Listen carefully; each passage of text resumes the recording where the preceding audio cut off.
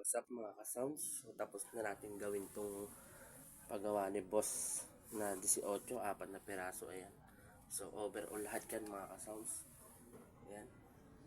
So linis ng pagkakatrabaho niyan. Ayan. Apat na piraso. Ito Lexus to mga ka-sounds. Pasilip po sa inyo ilalim. Ayan. Patigas na klase ng cone. Saka spider ginamit natin dyan. Ayan. Tapos ito yung D80 na crown. Ayan. So okay na rin yan. Tigas din to. So maganda yung pagkakabanat. Ayan. Tapos na natin yan tirahin. Saka itong malalaking magnet na dragon. Ayan. 2 piraso. Yung isa mga sounds. Ayan. So katatapos lang natin ngayon. So abangan nyo yung sound check na ito mga sounds.